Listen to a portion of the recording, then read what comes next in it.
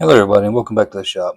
I've got a laser project going today, specifically the CO2 laser. We're going to be engraving a clear piece of acrylic and we're going to be making an LED nightlight. First of all, let's dive into our design. For this particular design, we're looking for an outline of a cat. Here's a cat image from Treetop Designs. This is a kitty SVG for free that we can download. You can download the SVGs right here, but you don't always have a clean SVG to work with. So I'm just going to copy this image and we're going to paste it into LightBurn, and we're going to see how cleanly it traces, and we may have a few vectors that we can clean up just to show how we can turn a regular raster image into a vector. As you can see, I just right clicked on the image, copy image. I'm going to come over here, I'm going to hold my control and press V to paste that image right into LightBurn. With that image selected, I will right click the image. I'll click trace image. This will give us a vector to work with. I will put that vector on my blue layer and I will move that from line to fill. And there's our cat that we're going to be engraving. I'm going to put that back on line for a second. I want to ungroup everything. I'll click this outside line. I see I've got a little noise in here. I'll show you a trick to fix that up. But first, let's do our outline. That looks good. I'll select that outer line. I'm going to put that on the red layer. This bow looks a little messy. I want to control D, and then I'll select green to put that on the green layer. This just gives us an extra layer to look at for a reference. With the green layer turned off, I will select the blue layer and turn the green layer back on. I'll click my node editing tool. I'll just select a bunch of these nodes and hit D to delete those nodes. Now you see our green layer gives us a bit of a reference for where the blue line should be. I'm just going to take that line and drag it up. I'll grab these handles to fine tune that just a little bit. And we'll do the same thing on the lower end. Let's finish this up on the upper end. Select those nodes, hit D. Let's get all the nodes we can, remove all of them, and just pull that out to where that green line is.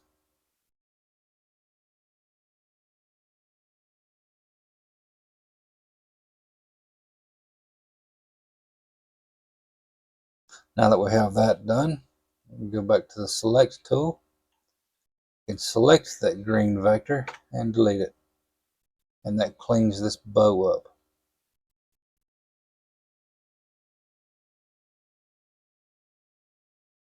For the middle portion of this bow, we can just make a round circle and just completely replace that jagged vector. Got a few stragglers right here, or one anyway. On the heart, we'll do the same thing. I want to hold Control and press D to duplicate. I'll put that on the green layer. Uncheck the slider over here. We want to hide that green layer for a second. I want to select the blue layer and then turn the green layer back on. We'll select the node editing tool and we'll just start removing nodes.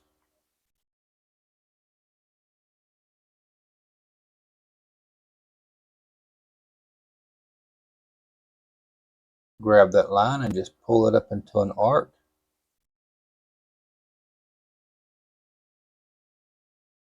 I'm going to move that node too. Don't need that node either. Pull that up into a great old big arc.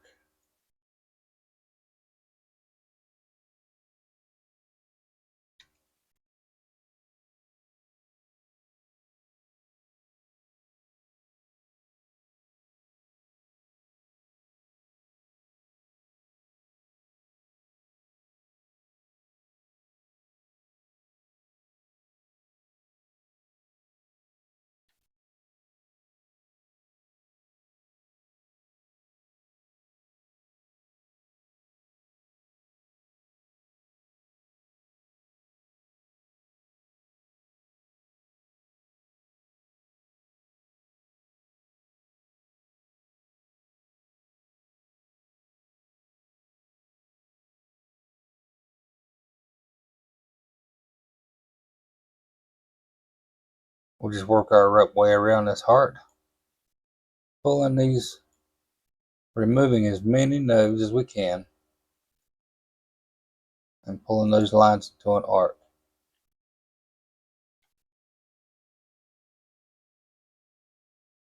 I may have removed too many right here, so I'm going to hover my mouse around. I want to hover my mouse and real close to this corner.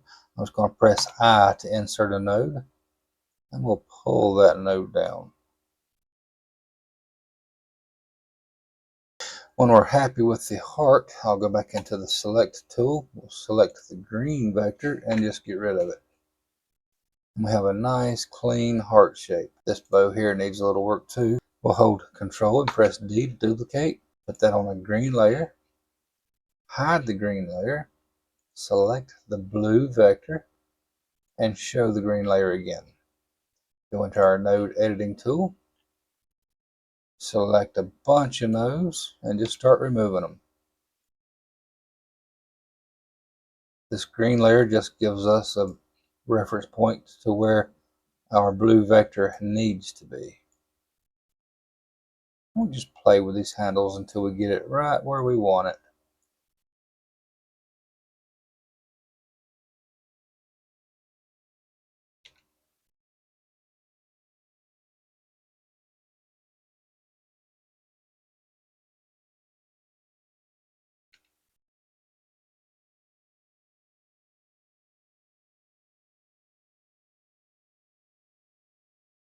That looks okay.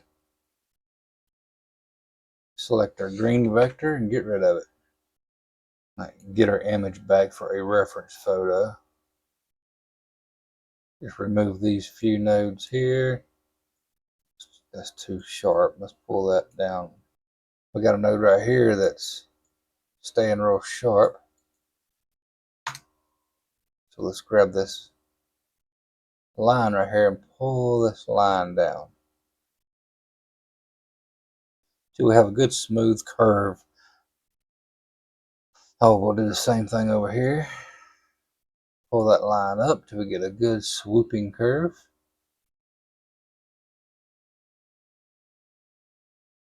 Oops. So just get rid of that node, get rid of that node.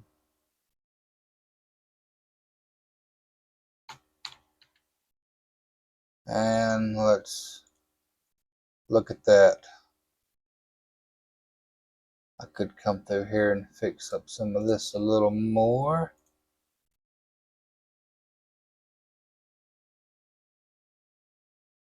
Make that look more heart-like.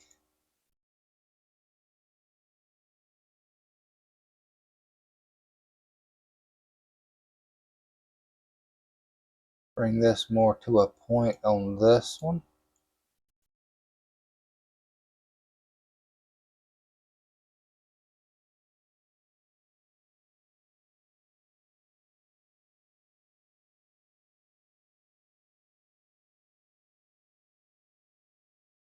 If we wanted to, we could add a node right there and make that sharper by shortening the flags.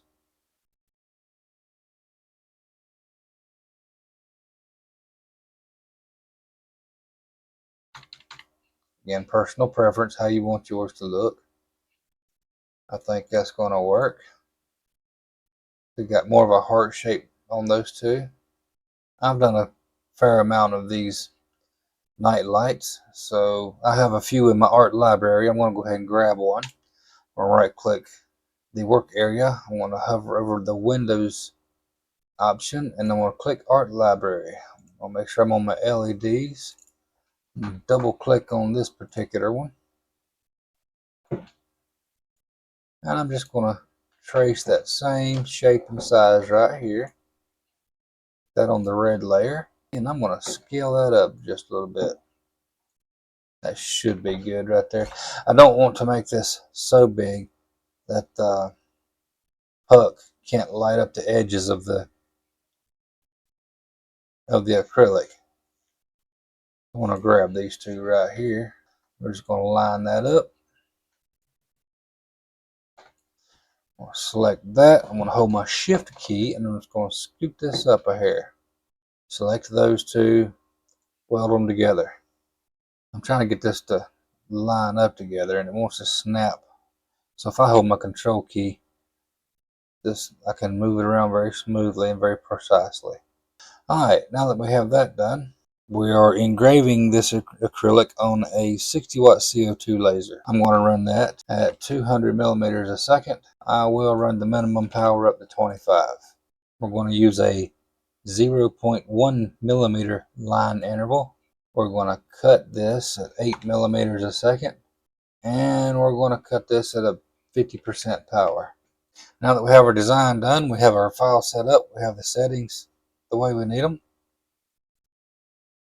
I am using this in current position, and my datum is in the rear left hand corner, notated by the little green square. Make sure my image is selected, and let's frame that. I'm going to mark the corner of that. There. Let's frame that once again.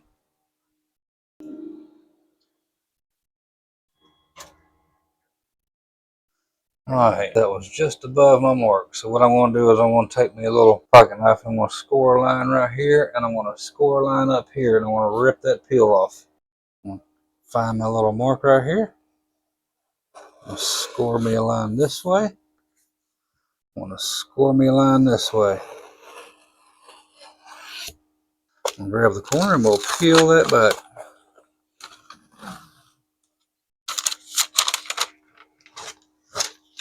We'll frame that one more time.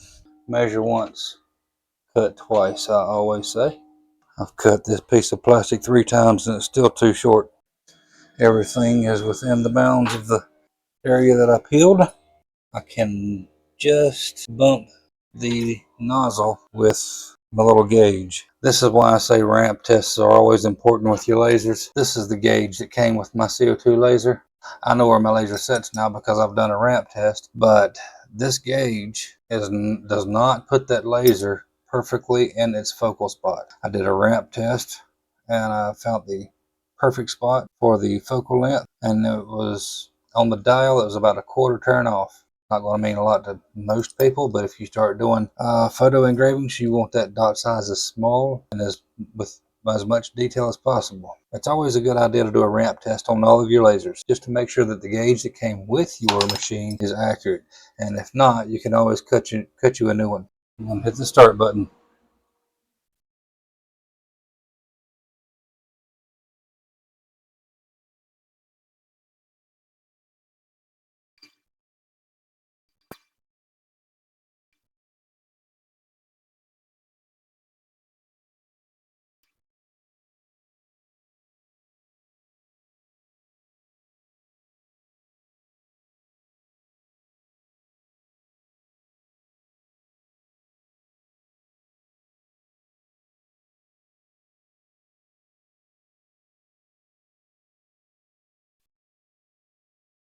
I actually forgot something on this design. I was supposed to have engraved a name.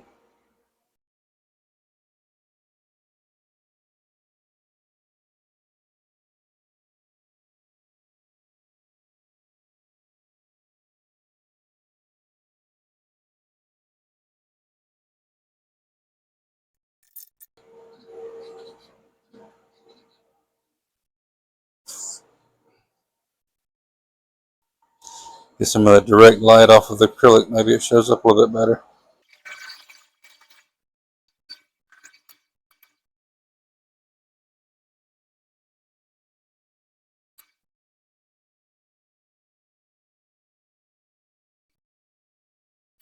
Since I forgot to add the name, I will go ahead and put that on a separate layer. And I'm going to make that 250 millimeters a second at 25% power. And we will run that path next.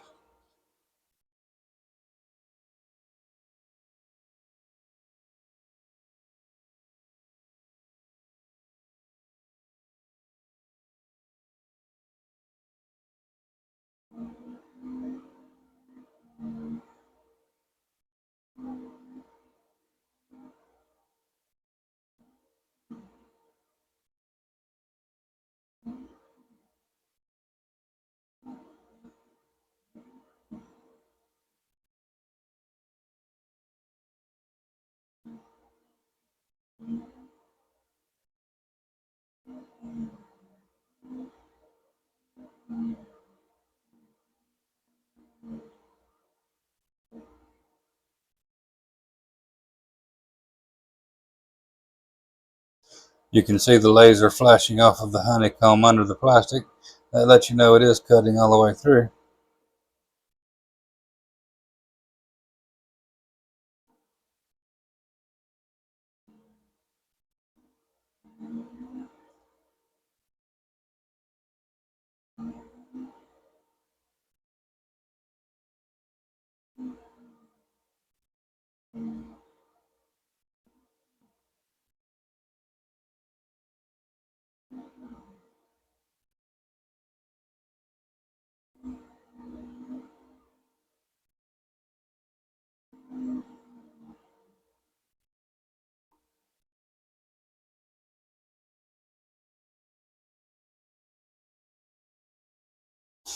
Now that that is done, we'll go over here and turn off our blue layer, and we'll turn off our red layer. With our green layer still active, we'll frame that one time and we'll go ahead and engrave it.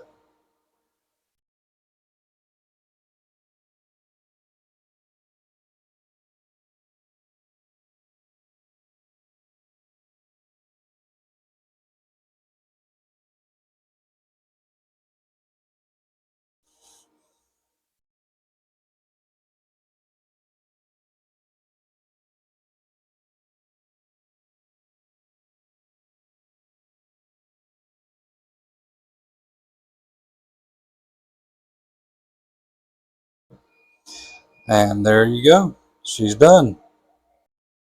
Just going to place my finger on the cat and I'll lift up the plastic just to make sure it was cut out. Because if it wasn't cut all the way through, I would still had some pressure on it, so it wouldn't peel up, and I would be able to run that cut path one more time. I'm just going to wash this off real quick, give it a quick dry. I usually run these underwater with a magic eraser and just clean off all the dust off of them, and then I'll peel the backs off of it and give it a quick test. I buy these LED pucks on Amazon. It's just a little black LED puck, comes with a remote control and a little USB cable. It's a little USB-A to a micro USB adapter, USB plug. These do plug in by USB. They also hold 3 AA batteries. The plastic I get is usually just a little bit thin. When you place it into the puck, you got a little bit of a wobble. I get this padded double-sided tape. I usually pull off a little strip and cut it in half and put it across the bottom of the... I do not peel off the other side. I just leave it there. Place that right into the puck, and just like it was made for it.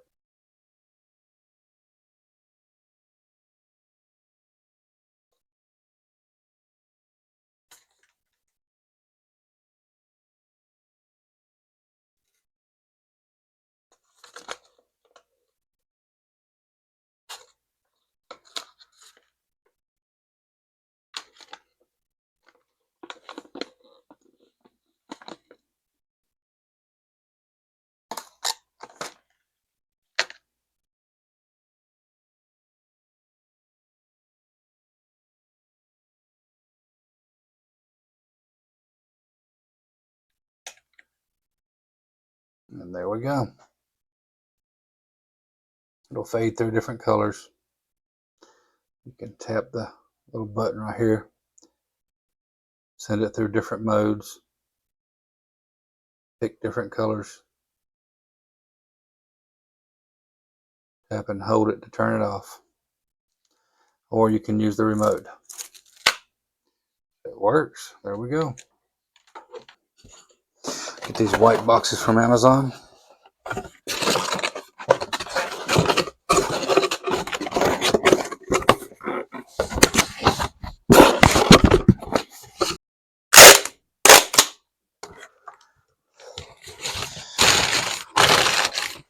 Stuff a little piece of brown paper in there. Lay the acrylic down.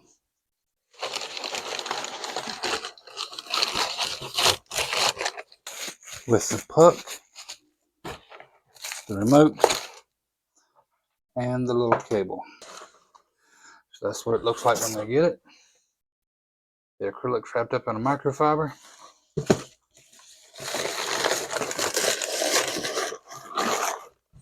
Paper's wrapped on top of it. Fold it up. Put a sticker on the side of the box.